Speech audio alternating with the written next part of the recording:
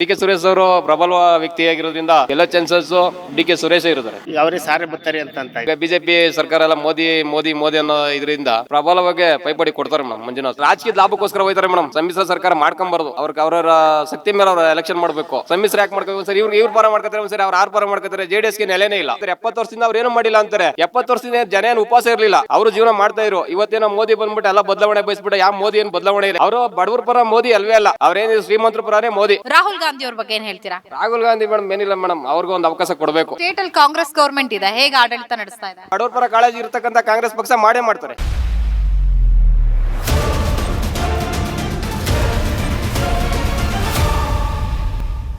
Sir, ತಮ್ಮ ಹೆಸರು? Chikkanna madam. Lok Sabha ಚುನಾವಣೆ ಹತ್ರ ಬರ್ತಾ ಇದೆ. ಬೆಂಗಳೂರು ಗ್ರಾಮಾಂತರದಿಂದ ಯಾರ್ಯಾರು ಅಭ್ಯರ್ಥಿ ಅಂತ ಗೊತ್ತಿದ್ಯಾ? ಹೇಗೆ ಸರ್? ಅಭ್ಯರ್ಥಿ ಕಾಂಗ್ರೆಸ್ ಕಡೆಯಿಂದ ಬಂದ್ಬಿಟ್ಟು ಡಿ.ಕೆ. ಸುರೇಶ್ ಮತ್ತೆ ಜೆಡಿಎಸ್ ಮೈತ್ರಿ, ಜೆಡಿಎಸ್ ಬಿಜೆಪಿ ಡಿ ಮಂಜುನಾಥ್ ಅಂತ ಹೊಸ ಅಭ್ಯರ್ಥಿ. ಯಾರು ಗೆಲ್ತಾರೆ ಇಬ್ರಲ್ಲಿ ಸರ್? ಕಾದ್ ನೋಡ್ಬೇಕು ಮೇಡಮ್, ಯಾರು ಗೆಲ್ತಾರೆ ಅಂತ. ಏನ್ ಲೆಕ್ಕಾಚಾರ ಇದೆ? ಹೆಚ್ಚಿನ ಮಾಹಿತಿ ಹೇಳಕ್ಕಾಗಲ್ಲ, ಖಚಿತವಾಗಿ ಹೇಳ್ಬೇಕಂದ್ರೆ ಡಿ.ಕೆ. ಸುರೇಶ್ ಅವರು ಪ್ರಬಲ ವ್ಯಕ್ತಿಯಾಗಿರೋದ್ರಿಂದ ಗೆಲ್ಲೋ ಚಾನ್ಸಸ್ ಡಿ.ಕೆ. ಸುರೇಶ್ ಇರ್ತಾರೆ. ಓಕೆ, ಪೈಪೋಟಿ ಇರುತ್ತಾ? ಕಾಂಪಿಟೇಷನ್ ಇದ್ದೇ ಇರುತ್ತೆ ಮೇಡಮ್, ಯಾಕಂದ್ರೆ ಇವರಿಬ್ರು ಸಮ್ಮಿಶ್ರ ಇರೋದ್ರಿಂದ ಅವ್ರ ಕಾಂಪಿಟೇಷನ್ ಇದ್ದೇ ಇರ್ತೈತೆ. ಓಕೆ, ಈಗ ಸಮ್ಮಿಶ್ರ ಇರೋದ್ರಿಂದ ಕಾಂಗ್ರೆಸ್ಗೆ ಓಟ್ ಏನಾದ್ರೂ ಕಡಿಮೆ ಆಗತ್ತಾ, ಹಿನ್ನಡೆ ಆಗತ್ತಾ ಪರ್ಸೆಂಟೇಜ್? ಖಂಡಿತ ಹೇಳಕ್ಕಾಗಲ್ಲ ಮೇಡಮ್, ವ್ಯಕ್ತಿ ಮೇಲೆ ಡಿಪೆಂಡ್ ಆಗುತ್ತೆ. ಈಗ ಏನ್ ಗ್ಯಾರಂಟಿ ಯೋಜನೆಗಳು ಅದು ಇದು ಕೊಟ್ಟಿರೋದ್ರಿಂದ ಕಾಂಗ್ರೆಸ್, ನಾವನ್ಕೋ ಪಕ್ಕ ಕಾಂಗ್ರೆಸ್ ಬೆಂಬಲಿಸದೆ ಕಾಂಗ್ರೆಸ್ ಬೆಂಬಲನೇ ನಮ್ದು.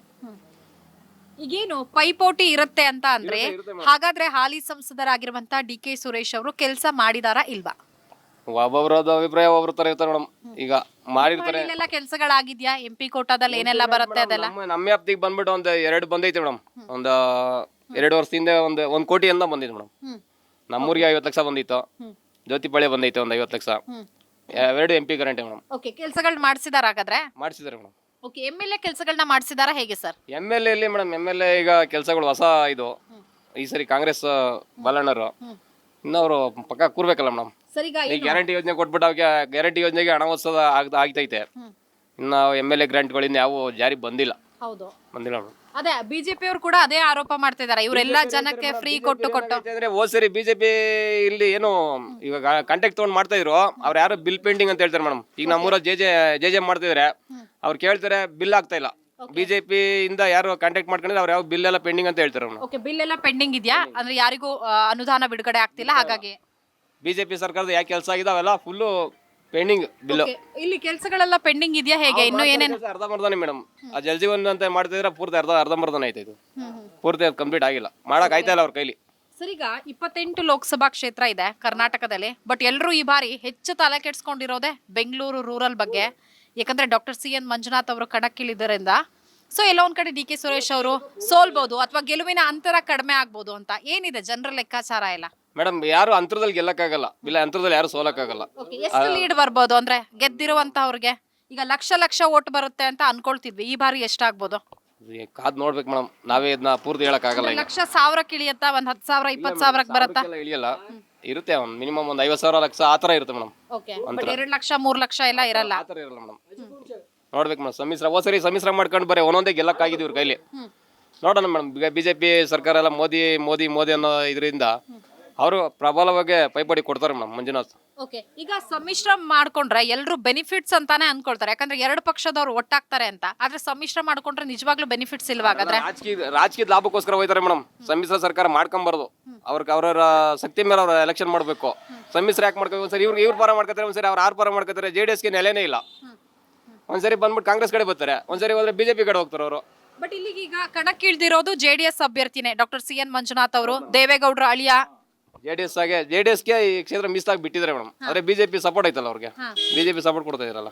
ಬಟ್ ಟಫ್ ಕಾಂಪಿಟೇಷನ್ ಇರುತ್ತೆ. ಖಂಡಿತ ಮೇಡಮ್. ಗೆಲುವು ಯಾರಿಗೆ ಕಾಂಪಿಟೇಷನ್ ಅಲ್ಲಿ? ಇಷ್ಟೇ ಹೇಳಕ್ಕಲ್ಲ, ನಮ್ ಡಿ.ಕೆ. ಶಿವಕುಮಾರ್ ಗೆಲ್ಬಾರ ಮೇಡಮ್. ಹೌದಾ? ಇದು ರಾಹುಲ್ ಗಾಂಧಿ ಅವ್ರ ಬಗ್ಗೆ ಏನ್ ಹೇಳ್ತೀರಾ? ರಾಹುಲ್ ಗಾಂಧಿ ಮೇಡಮ್ ಏನಿಲ್ಲ ಮೇಡಮ್, ಅವ್ರಿಗೂ ಒಂದು ಅವಕಾಶ ಕೊಡಬೇಕು. ಅವರು ಯಾಕೆಂದ್ರೆ ಅವರು ಕುಟುಂಬ ಅದು ಅವತ್ತಿಂದ ಅವರು ದೇಶನ ಅವರೇ ಆಳ್ಕೊಂಡ್ ಬಂದಿದ್ದಾರೆ. ಇವ್ರೇನು ಮಾಡಿಲ್ಲ ಅಂತಾರೆ. 70 ವರ್ಷದಿಂದ ಅವ್ರೇನು ಮಾಡಿಲ್ಲ ಅಂತಾರೆ. 70 ವರ್ಷದಿಂದ ಜನ ಏನು ಉಪವಾಸ ಇರ್ಲಿಲ್ಲ, ಅವರು ಜೀವನ ಮಾಡ್ತಾ ಇದ್ರು. ಇವತ್ತೇನೋ ಮೋದಿ ಬಂದ್ಬಿಟ್ಟು ಎಲ್ಲ ಬದಲಾವಣೆ ಬಯಸ್ಬಿಟ್ಟು ಯಾವ ಮೋದಿ ಏನು ಬದಲಾವಣೆ ಇಲ್ಲ. ಅವರು ಬಡವರ ಪರ ಮೋದಿ ಅಲ್ವೇ ಅಲ್ಲ, ಅವ್ರೇನು ಶ್ರೀಮಂತರ ಪರನೇ ಮೋದಿ. ಮೋದಿ ಯಾವತ್ತೂ ಕೂಡ ರೈತರ ಪರ ಬಡವರ ಪರ ಮಾಡಲ್ಲ. ಅವ್ರು ಯಾರೋ ಇದು ಖಾತೆದಾರಿಗೆ 2,000 ಕೊಡೋದೇ ದೊಡ್ಡ ವಿಷಯ. ಮೋದಿ ದುಡ್ಡು ಅಂತ ಹೇಳ್ತಾರೆ ಅವರು. ಅವ್ರು ಕೊಡೋದೇ ಖಾತೆದಾರರಿಗೆ ಮಾತ್ರ, ನಾಗರಿಕರಿಗೇನು ಬರಲ್ಲ ಅದು. ಯಾರು ಖಾತೆ ಹೊಂದಿರ್ತಾರೆ ಅವ್ರು ಮಾತ್ರ 2,000 ಕೊಡ್ತೀವಿ ಅಂತಾರೆ. ಅದನ್ನ ಜನ ಎಲ್ಲ ಏನು ಮಾಡ್ತಾರೆ, ಮೋದಿ ದುಡ್ಡು ಅಂತಾರೆ. ಮೋದಿ ಎಲ್ಲಿಂದ ಕೊಡ್ತಾರೆ ಟ್ಯಾಕ್ಸ್? ನಾವೀಗ 1,00,000 ಐಟಮ್ ತಂದ್ರೆ 12,000 ಟ್ಯಾಕ್ಸ್ ಕಟ್ಟಿರ್ತೀವಿ. ಅದು ಇದು GST ಟ್ಯಾಕ್ಸ್ ಕಟ್ಟಿರ್ತೀವಿ. ನಮ್ದೇ ತಾನೇ ಟ್ಯಾಕ್ಸ್ ಅದು. ಅವ್ರೆಲ್ಲಿ ಕೊಡ್ತಾನೆ? ಹಾಗಾಗಿ ನಮ್ಮ ಬಡವ್ರ ಪರ ಮೋದಿ ಅಲ್ವಲ್ಲ ಮೇಡಮ್. ಏನು ಅವತ್ತಿಂದ ದೇಶದಲ್ಲಿ ಏನೋ ಈಗ ಕಾಂಗ್ರೆಸ್ದವ್ರು ಏನು ಮಾಡೇ ಮಾಡೋರು ಅವರು. ಕಾಂಗ್ರೆಸ್ನವ್ರು ಇದ್ದಾಗ ಏನು ಇರಲಿ, ಎಲ್ಲ ಇತ್ತು ತಾನೆ. ಏನು ಮೋದಿ ಬಂದು ಏನು ಬದಲಾವಣೆ ಬಯಸಿಲ್ಲ. ಬಡವ್ರ ಪರ ಸರ್ಕಾರನೇ ಅಲ್ಲ ಅವರು. ಈಗ ಸ್ಟೇಟ್ ಅಲ್ಲಿ ಕಾಂಗ್ರೆಸ್ ಗೌರ್ಮೆಂಟ್ ಇದೆ, ಹೇಗೆ ಆಡಳಿತ ನಡೆಸ್ತಾ ಇದೆ? ಪಕ್ಕ ನಡೆಸ್ತಾರೆ ಮೇಡಮ್. ನಾವು ಕಾಂಗ್ರೆಸ್ ಮಾಡೇ ಮಾಡ್ತಾರೆ. ಬಡವ್ರ ಪರ ಕಾಳಜಿ ಇರ್ತಕ್ಕಂಥ ಕಾಂಗ್ರೆಸ್ ಪಕ್ಷ ಮಾಡೇ ಮಾಡ್ತಾರೆ. BJP ಅವರು ಕೂಡ ಸ್ಟೇಟಲ್ಲೂ ಮಾಡಲ್ಲ, ಇದ್ರಲ್ಲೂ ಮಾಡಲ್ಲ, ಕೇಂದ್ರದಲ್ಲೂ ಮಾಡಲ್ಲ. ಸರ್ ತಮ್ಮ ಹೆಸರು? ನಮ್ಮ ಹೆಸರು ಶಿವಣ್ಣ ಅನ್ಬಿಟ್ಟು. ಮಾಗಡಿ ಅವರೇನಾ, ಹಳ್ಳಿ ಅವರ, ಹೇಗೆ ಸರ್? ಮಾಗಡಿ ಹತ್ರ ಕಲ್ಯಾಗ ಗೊಲ್ದ್ರಟ್ಟಿ ನಮ್ದು. ಈಗ MP ಎಲೆಕ್ಷನ್ಸ್ ಬರ್ತಾ ಇದೆ, ಏನಿದೆ ಲೆಕ್ಕಾಚಾರ ಇಲ್ಲ? DK ಸುರೇಶ್ ಅವ್ರು ಗೆಲ್ತಾರ, ಡಾಕ್ಟರ್ CN ಮಂಜುನಾಥ್ ಅವ್ರು ಗೆಲ್ತಾರ? ಎಲ್ಲ ಮಂಜುನಾಥ್ ಸರ್ ಅದೇನೋ ಇದು ಜಯದೇವ ಹಾಸ್ಪಿಟಲ್ ಡೈರೆಕ್ಟರ್ ಏನೋ ಆಗಿದಾರಲ್ಲ, ಅವ್ರು ಬರ್ತಾರೆ ಅಂತ ಇದ್ದಾರೆ. ಜಯದೇವ ಆಸ್ಪತ್ರೆಯ ನಿರ್ದೇಶಕರಾಗಿ ಈಗ ರಿಟೈರ್ಡ್ ಆಗಿದ್ದಾರೆ. ಸಾಕಷ್ಟು ಬಡವರಿಗೆ ಆರೋಗ್ಯ ಕ್ಷೇತ್ರದಲ್ಲಿ ಸಹಾಯ ಮಾಡಿರೋರು ಅವರು. ಎಲ್ಲ ಅವರೇ ಬರ್ತಾರೆ ಅಂತ ಇದ್ದಾರೆ. ನಮ್ಗೇನ್ ಸರಿಯಾಗಿ ಗೊತ್ತಿಲ್ಲ. ನಾವು ಸಿನಿಮಾ ಶೂಟಿಂಗು ಇದ್ದಾಗ ನಮ್ದು ವ್ಯಾಪಾರ ಬಿಸಿನೆಸ್ ಆ ಕಡೆ ಹೋಗ್ಬಿಡ್ತಾ ಇದ್ವಿ. ಈಗ ಎಲ್ಲ ತಿಳಿಯೋದ್ರ ನೋಡಿದ್ರೆ ಈಗ ಅವರೇ ಸಾರೆ ಬರ್ತಾರೆ ಅಂತ ಇದ್ದಾರೆ. ನೋಡವ ಕಾದ್ ನೋಡವ. ನಮ್ಮ ಹೆಸರು ಶಿವಣ್ಣ ಅನ್ಬಿಟ್ಟು. ಡಾಕ್ಟರ್ CN ಮಂಜುನಾಥ್ ಅವರ ಪರವಾದಂತಹ ಅಲೆ ಇದೆ ಹಾಗಾದ್ರೆ ಇಲ್ಲಿ? ನಮ್ಗೆ ಈಗ ಈ ಮಂಜುನಾಥ್ ಅಂತ ಇದ್ರು. ಆ ಮಂಜುನಾಥ್ ಸಾರ್ ಅವ್ರಿಗೆ ಮೀಟ್ ಆಗಕ್ಕೂ ನಮ್ಗೆ ಆಗ್ಲಿಲ್ಲ. ನಾನು ದೂರ ಲಾಂಗ್ ಹೋಗ್ಬಿಡ್ತಿದ್ದೆ. ಆಲ್ ಇಂಡಿಯಾ ವ್ಯಾಪಾರ ಶೂಟಿಂಗ್ ಇಲ್ಲ ಅಂದ್ರೆ ಶೂಟಿಂಗ್ ಒಂದೇ ನಂಬಿದ್ರೆ ನಮ್ಗೆ ಜೀವನ ನಡೆಯಲ್ಲ. ಈಗ ಹೆಂಡತಿ ಆಕ್ಸಿಡೆಂಟ್ ಆಗಿ ಒಂದು 15-16 ವರ್ಷ ಆಯ್ತು. ಒಬ್ಬ ಮಗ ಇದ್ದಾನೆ, 24 ವರ್ಷದ ಮಗ. ಈಗಾದ್ರೆ ಹೊಟ್ಟೆ ಪಾಡು ನಡಿಬೇಕಲ್ಲ. ನಾನು ಆ ಜಿಲ್ಲಾ ಈ ಜಿಲ್ಲಾ ಎಲ್ಲಾ ಕಡೆ ಸ್ಟೇಟ್ ಒಳಗೆ ಅಡ್ಡಾಡಿ ವರ್ಕ್ ಮಾಡ್ತಾ ಇದೀನಿ, ಬಿಸಿನೆಸ್ ಮಾಡ್ತಾ ಇದೀನಿ. ಈ ತಿಳಿಯರು ಹೇಳೋರು ಮಾತಾಡೋರು ಎಲ್ಲ ಕೇಳೋದು ನೋಡಿದ್ರೆ ಈಗ ಆ ಡೈರೆಕ್ಟರ್ ಸಾರ್ ಬರ್ತಾರೆ, ಜಯದೇವ ಹಾಸ್ಪಿಟಲ್ ಅಂತ ಹೇಳಿ ಹೇಳ್ತಾ ಇದಾರಲ್ಲ. ನರೇಂದ್ರ ಮೋದಿ ಅವ್ರ ಬಗ್ಗೆ ಏನ್ ಹೇಳ್ತೀರಾ? ನರೇಂದ್ರ ಮೋದಿ ಅವ್ರ ಬಗ್ಗೆ ಈಗ ಅದು ಪಾಪ ನಾವ್ ಏನ್ ಮಾತಾಡಕ್ ಆಗಲ್ಲ. ಎಲ್ಲಾ ಕಡೆ ನೋಡಿದ್ರೆ ಒಂಥರ ದೇವ್ರ ತರ ಎಲ್ಲಾ ಮನೆ ಮಕ್ಕಳಿಂದ ಹಿಡಿದು ದೊಡ್ಡವರಿಂದ ಹಿಡಿದು ಹೋಗ್ತಾರೆ. ರಾಹುಲ್ ಗಾಂಧಿ ಅವ್ರ ಬಗ್ಗೆ ಏನ್ ಹೇಳ್ತೀರಾ? ರಾಹುಲ್ ಗಾಂಧಿ ಬಗ್ಗೆ ನಾವು ಅದೇನು ಹೇಳಕ್ ಆಗಲ್ಲ. ಬಟ್ ನಮ್ಗೆ ಕುಮಾರಣ್ಣ ಬಂದು ಬಹಳ ಹೆಲ್ಪ್ ಮಾಡಿದ್ರು. ಬೆಂಗಳೂರಿನೊಳಗೆ ಆ ಮನೆ ಈ ಮನೆ ಬಾಡಿಗೆ ಒಳಗೆಲ್ಲ HD ಕುಮಾರಸ್ವಾಮಿ ಅವರು ಗುರುಗಳು ಪಾಪ 10,000 ದುಡ್ಡು ಹೆಲ್ಪ್ ಮಾಡಿ ಮನೆ ಮಾಡಿಸ್ಕೊಡ್ತೀನಿ ಬೆಂಗಳೂರಿನೊಳಗೆ, ಅಲ್ಲಿ ಇಲ್ಲಿ ಮನೆ ಬಾಡಿಗೆ ಕಟ್ಟಕ್ ಆಗಲ್ಲ ಹಾಗೆ ಅಂತ ಹೇಳಿ. ಮಗ ಗಂಡ ಹೆಂಡತಿ 3 ಜನ ಹೋದ್ವಿ. ಹೀಗಾಗಿ ಪಾಪ ನಾವು ನಿಂತ್ಕೊಂಡ್ರೆ ಅವ್ರು ಕೂತ್ಕೊಂಡೆ ನಮ್ಮ ಇದಕ್ಕೆ ಕೂತ್ಕೊಂಡೆ ಅವ್ರು ಮಾತಾಡಿ 10,000 ಹಂಗೆ ಚೆಕ್ ಬರ್ದು ಸ್ಲಮ್ ಬೋರ್ಡ್ ಮನೆ ಮಾಡ್ಕೊಟ್ಟಿದಾರಾ? ಈಗ ಇದು ಡಾಕ್ಟರ್ CN ಮಂಜುನಾಥ್ ಅವರು ಕೂಡ ದೇವೇಗೌಡರ ಅಳಿಯ, ಅಂದ್ರೆ ಕುಮಾರಸ್ವಾಮಿ ಅವರ ಭಾವ. ಈಗ ಅವರೇ ಬರ್ತಾರಲ್ಲ. ಎಲ್ಲ ನೋಡಿದ್ರು ಈಗ ಹುಡುಗರು ಬಾಯಿನಲ್ಲಿ ಕೇಳಲಿ, ದೊಡ್ಡವ್ರ ಬಾಯಿನಲ್ಲಿ ಕೇಳಲಿ, ಈಗ ಸಾರ್ ಬರ್ತಾ ಇದ್ದಾರೆ ಅಂತ ಹೇಳಿ ಹಾಸ್ಪಿಟಲ್ ನಲ್ಲಿ ಡೈರೆಕ್ಟರ್ ಸಾರು ಅವರೇ ಗೆಲ್ತಾರೆ ಅಂತಂದ್ರೆ ಏನೋ ಬರ್ಲಿ, ಏನೋ ನಮಗೂ ಒಂದು ಒಳ್ಳೇದಾಗ್ಲಿ, ಎಲ್ಲ ಚೆನ್ನಾಗಿರ್ಲಿ ಅಂತ ದೇವ್ರನ್ನ ಭಗವಂತನ ಬೇಡ್ಕಂತೀನಿ. ಹಾಗಾಗಿ ಏನೋ ನೀವು ಬಂದು ದೆಸೆಯಿಂದ ಎಲ್ಲಾರ್ಗು ಒಳ್ಳೇದಾಗ್ಲಿ ಅಂತ ಒಂದು ಒಳ್ಳೇದಾದ್ರೆ ಸಾಕು. ಎಲ್ಲರಿಗೂ ಒಂದು ಒಳ್ಳೇದು. ಈಗ ಜೀವನ ನಡೆಸೋದಕ್ಕೆ ಕಷ್ಟ ಆಗ್ತಿದೆ ಅಂತ ಹೇಳಿದ್ರೆ, ಕಾಂಗ್ರೆಸ್ 5 ಗ್ಯಾರಂಟಿಗಳನ್ನ ಕೊಟ್ಟಿದ್ಯಲ್ಲ, ಅದೆಲ್ಲ ಸಿಗ್ತಾ ಇದೆಯಾ ಹೇಗೆ?